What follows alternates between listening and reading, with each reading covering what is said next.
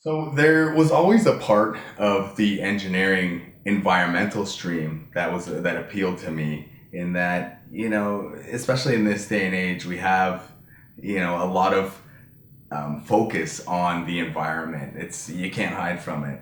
And it was a great opportunity to me in my mind to actually make a difference. And not in the cheesy way, but play that small part in moving the gears in the right direction. I've seen this before. Funny story. I remember being on a site one time, and I had an old dog contractor talking to me. We're looking into a big open excavation, and he came up to me and he said, "Hey Nick, you guys are really slowing down this job. Back in my day, you see this pit right here? We would just fill it with anything, cars, garbage. It would be done. We'd be done. We'd be in and out."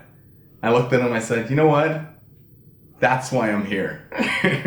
If you want to do that again, that's why I'm here. The reason I'm here is because you did that. So the only person you can blame is yourself."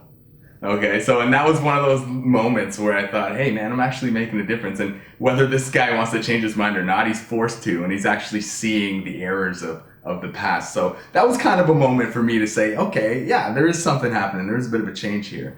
But looking forward, we work generally under the Ministry of Environment. They've actually recently changed the name to Ministry of Environment and Climate Change, which is great. Good on them. We're always getting updates. They want feedback from environmental engineering companies. So they're always updating the regulations. They're always looking at making it better. They're looking at longer term studies. So, being a part of that and helping to add to positive change, really, when you look back, you go, okay, yeah, in a small way, I am actually still making a difference.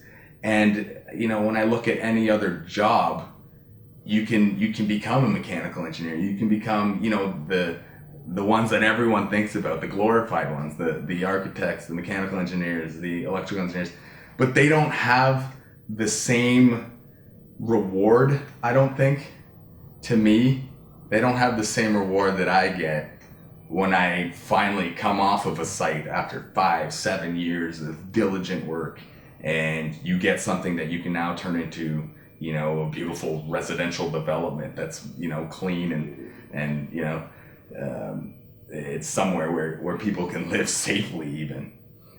I think it's one of the most rewarding in the way of affecting many people for the future. And and especially like I said, in this day and age, we need to start being conscious about that. And we're trying, but there's a lot of people out there that are working against it. There's a lot of old mentality, and it's really good to get the new blood in there, the new generation that grows up, comes up with the knowledge of environmental sustainability, with the knowledge that we need to decrease our footprint. We're affecting the environment to some level, some degree, and having them move into some kind of stream like this and make that change. So yeah, I think that's pretty cool, that part. Yeah.